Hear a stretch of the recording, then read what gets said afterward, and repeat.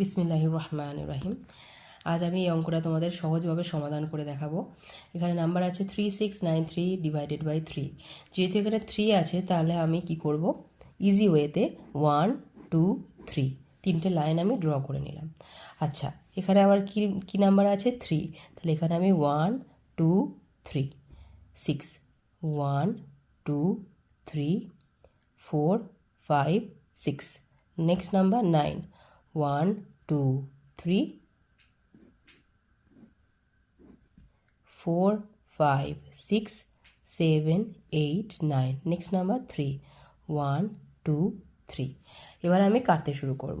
আচ্ছা, যেহেতু 3 আছে তো আমি তিনটে করে আমি ঘর কাটতে শুরু করব। 1 1 2 1 2 3 1। তাহলে আমার অ্যান্সার বেরিয়ে গেল 3693 ডিভাইডেড বাই 3। তো অ্যান্সার এখানে হবে 1 2 3 1।